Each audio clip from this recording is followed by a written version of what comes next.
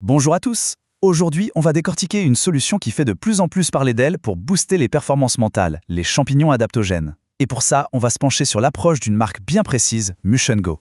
Alors, on commence par une question qui va sûrement parler à beaucoup de monde.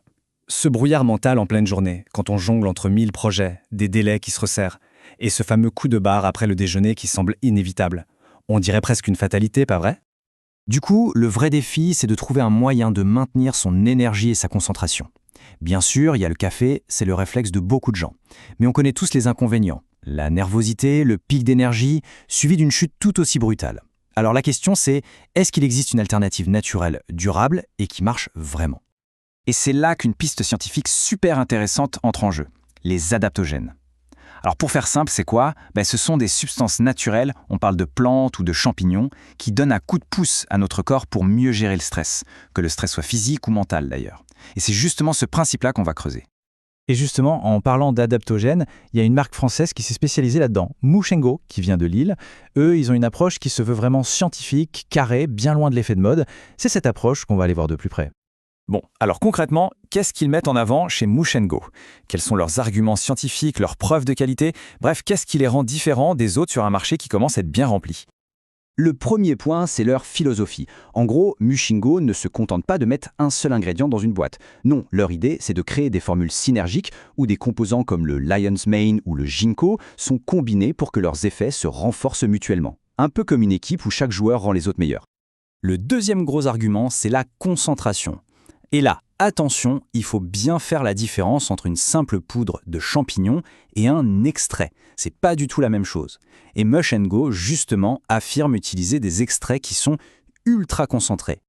Et ce chiffre, le 20 fois, il est vraiment au centre de leur discours. Ça veut dire quoi concrètement? Eh bien, en théorie, pour chaque dose, il y a beaucoup plus de principes actifs qui sont réellement disponibles pour le corps. C'est un peu leur argument massu pour expliquer pourquoi leurs produits seraient plus efficaces. Et pour finir sur la qualité, la marque coche toutes les cases importantes.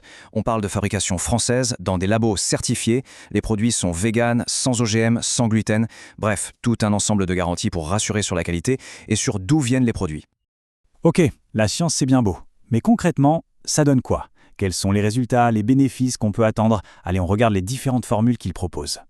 Alors, ils ont décliné leur offre en plusieurs formules, chacune avec un objectif bien précis.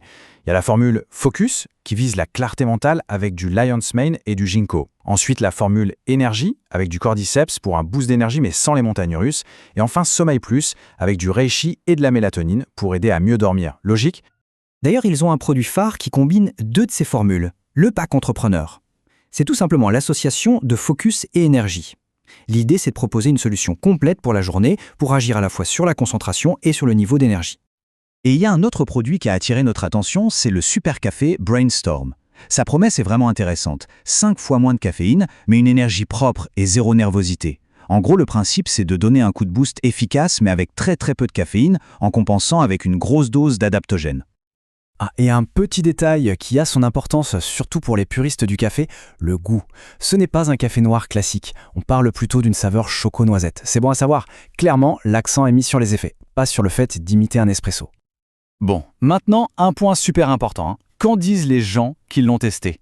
Les retours des consommateurs, c'est souvent le juge de paix. On va regarder ça, et aussi les garanties que la marque met sur la table.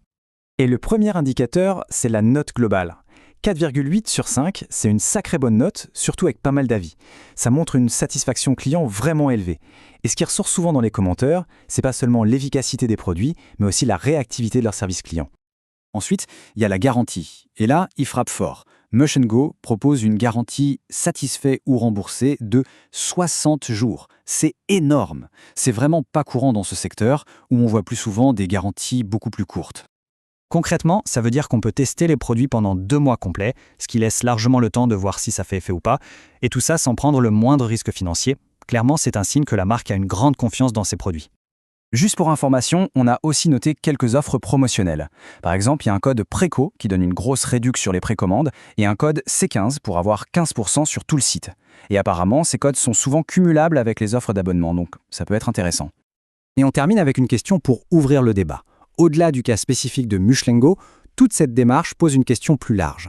Est-ce que cette quête d'optimisation cognitive, mais par des moyens naturels, est en train de devenir la nouvelle norme pour être performant? Est-ce que c'est ça l'avenir de l'efficacité au travail? La question est posée.